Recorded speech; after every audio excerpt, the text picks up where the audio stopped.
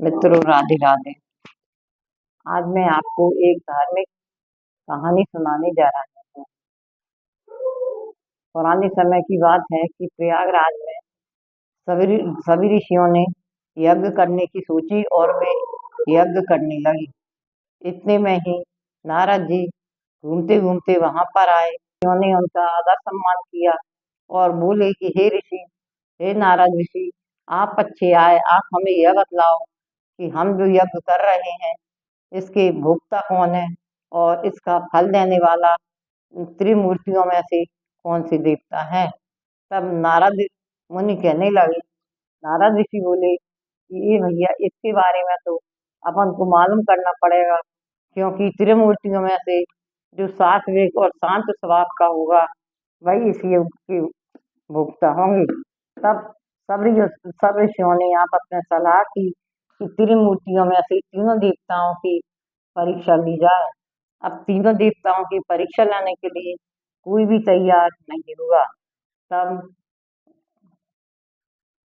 भृंगी ऋषि बोले, भृगु ऋषि बोले कि मैं ठीक है, तब उनकी परीक्षा लेने के लिए तैयार हूँ। सबने खुशी मनाई और उनकी खुशी खुशी विदा किया। तो सबसे पहले भृगु ऋषि ब्रह्मलोक पर पहुंचे। वहां पर जाकर उन्होंने देखा कि ब्रह्मदेव अपनी सभा लगाए हुए हैं और वहां पर सभी देव, नाग, किन्नर सभी बैठे हुए हैं और धार्मिक कथाएं सुन रहे हैं। वह बिना किसी से कुछ बोले आसन पर जाकर बैठ गए। जब उनको बहुत देर हो गई और जब ब्रह्मा जी ने देखा कि ऋषि आए हुए हैं, इन्होंने ना किसी को नमस्कार किया ना कुछ कहा, तो उन्हें बहुत क्रोध आया और उन्होंने सोचा सबसे पहले सत्यलोक में कहे गए जहाँ ब्रह्मा जी रहते थे। ब्रह्मा जी सरस्वती सहित अपनी सभा में बैठे हुए थे और धार्मिक बातें बता रहे थे। उनकी सभा में सभी देव, नाग, किन्नर, मनुष्य आदि सब बैठे हुए थे। तो ऋषि जाकर उनकी ऊंची आसन पर बैठ गए और उन्होंने किसी से कुछ भी नहीं कहा। जब ब्रह्मदेव ने देखा कि ऋषि आए हुए हैं और उन्होंने उनको नमस्कार नहीं किया, उनको बहुत गुस्सा आया और उन्होंने सभी के सामने उनको बहुत अपमान किया। यह देखकर ऋषि चुपचाप उठकर जाने लगे और उन्होंने ब्रह्मदेव से कहा कि हे ब्रह्मदेव, आपने ना तो मुझसे ये पूछा कि मैं किस कारण से आया था, बल्कि आपने मेरा अपमान ही कर दिया है। इसलिए आपको मैं श्राप देता हूँ कि माता सावित्री का श्राप फलित होगा और आपकी भूलोक में कहीं पूजा नहीं होगी। इतने कहकर भृगु ऋषि चले गए। इसके बाद वे चलते चलते कैलाश पर्वत पर पहुंचे। वहां पर जाकर देखा कि कैलाश पर्वत पर चारों तरफ शिव जी का ही गुणगान हो रहा था। सभी नंदी, भृंगी, भूत, प्रेत सभी ओम नमः शिवाय, हर हर महादेव का जाप कर रहे थे। उन्होंने वहां देखा, उन्हें शंकर जी दिखाई नहीं दिए। उन्होंने गणों से पूछा कि माहेश्वर कहाँ है, मगर उन्हें किसी ने भी जवाब नहीं दिया। तब भृंगु ऋषि उनसे बहस करने लगे। महादेव अपने लिंग रूप में साधना में लीन थे। अनेक तरह की उनकी साधना भंग हुई। जब उन्होंने देखा कि बाहर कुछ हो रहा है तो वो त्रिशूल लेकर बाहर आए।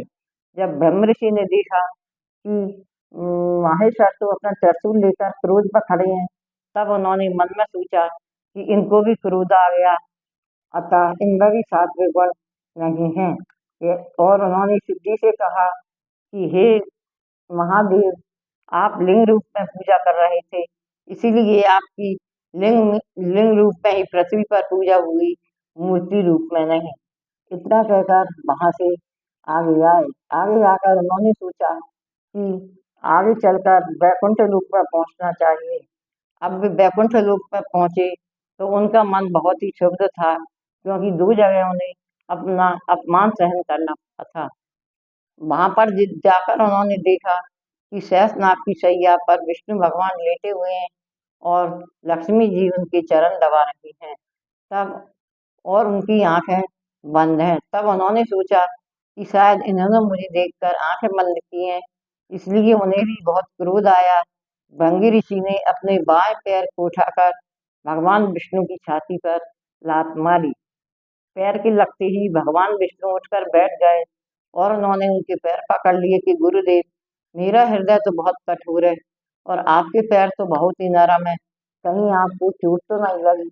और उन्होंने उन्हें अपने पास में बिठाया और उनके पैर को सहलाते सहलाते उन्होंने उनके पैर के अंगूठे के नीचे जो ज्ञान नेत्र थे उसको जोर से दबा दिया, जिससे उनके ज्ञान नेत्र खुल गए और भृगु ऋषि का घमंड चूर हो गया।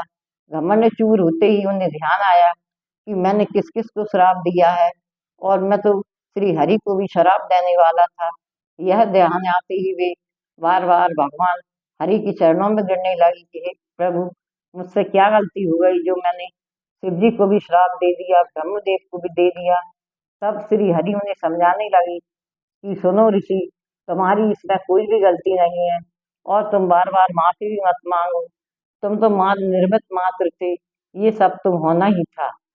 इतना सुनकर ऋषिदेव को कुछ संतान न मिली, मगर लक्ष्मी देवी इससे बहुत क्रुद्ध हुई।